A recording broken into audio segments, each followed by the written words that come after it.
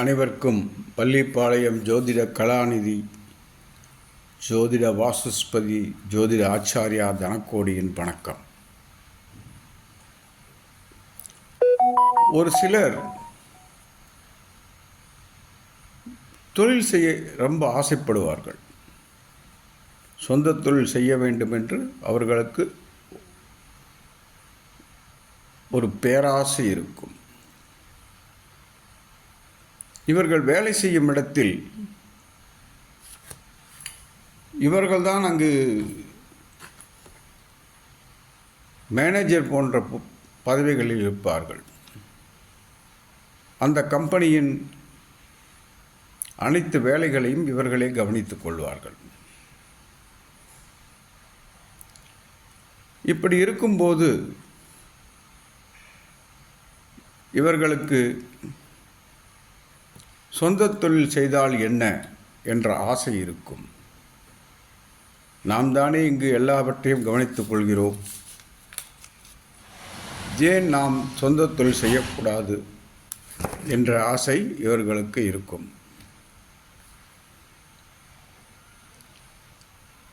அப்படி இவர்களுக்கு ஆசை இருக்கும்போது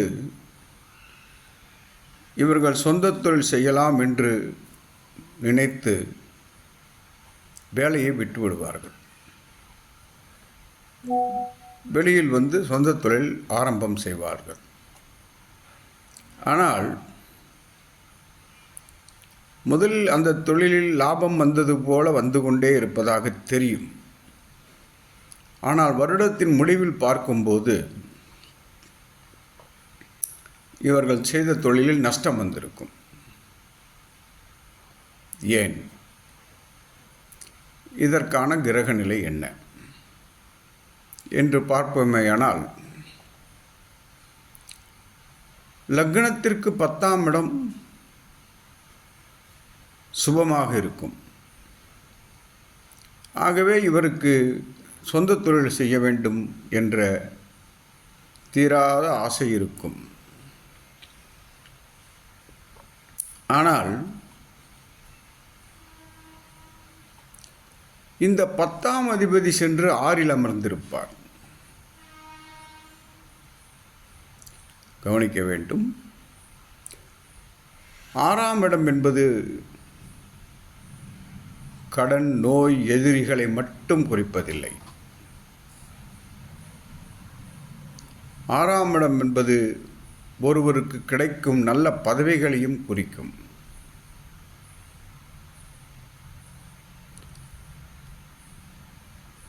நல்ல வேலை செய்யும் இடத்தில் நல்ல பதவிகள் கிடைக்க 6ஆம் இடத்தில் 10ஆம் அதிபதி இருக்கும்போது இவருக்கு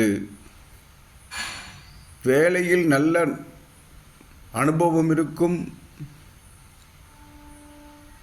வேலை செய்யும் இடத்தில் நல்ல பெயர் இருக்கும். இவரே வேலைகளை அனைத்தையும் கவனித்துக் கொள்வார். ஆனால் சொந்தமாக செய்ய வேண்டும் என்று எண்ணும்போது இந்த 6ஆம் இடத்தில் இருக்கும் 10ஆம் அதிபதி கை கொடுக்க மாட்டார். அங்குதான் கடனில் தள்ளிவிடுவார். 10ஆம் அதிபதி 6இல் இருந்தால் தொழில் மூலம் கடன்.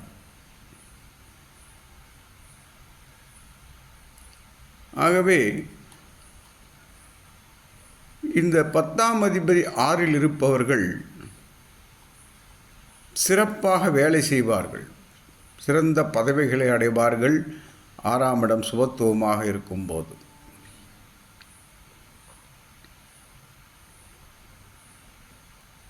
இதுபோல் உள்ளவர்கள் சொந்த தொழில் செய்ய எண்ணமே வரக்கூடாது. எப்போதுமே ஒரு காரியம் செய்ய வேண்டும் என்றால் ஒரு ஜோதிடரிடம் அவர்கள் ஜாதகத்தை காண்பித்து செய்யலாமா என்று கேட்டுக்கொள்ள வேண்டும். இந்த 10ஆம் அதிபதி 6இல் இருக்கும்போது கண்டிப்பாக தொழிலில் கடன் வரும், அதனால் நஷ்டம் வரும். இவர்கள் தொழிலே செய்யக்கூடாதா சொந்தமாக என்றால் வாய்ப்பே இல்லை. இதை கவனத்தில் கொள்ள வேண்டும்.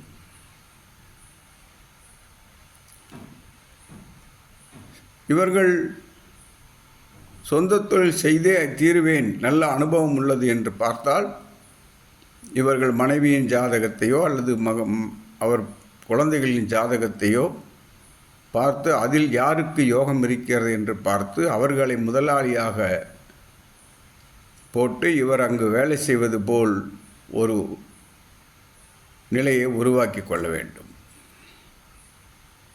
அப்போது இவர் ஜெயிக்கும் வாய்ப்புண்டு. இவர் எல்லாவற்றிலும் நானே முதன்மையாக இருக்கிறேன், வேலை செய்யும் இடத்தில் நான் இல்லை என்றால் இந்த கம்பெனி இயங்காது என்ற நிலையில் இருப்பார். காரணம் 10ஆம் அதிபதி 6. இவ்வளவு இருந்தும் இவர் சொந்த தொழில் செய்தால் நஷ்டம் வருகிறது என்றால் அதற்காக இந்த கிரக நிலைதான் காரணம். கோச்சாரத்தில் 10ஆம் அதிபதி நல்ல ஸ்தானங்களில் வரும்போது இவருக்கு சொந்த தொழில் செய்யும் ஆசை கண்டிப்பாக வந்திருக்கும். ஆனால் கோச்சார நிலையை மட்டும் வைத்து ஒரு காரியத்தை செய்யக்கூடாது.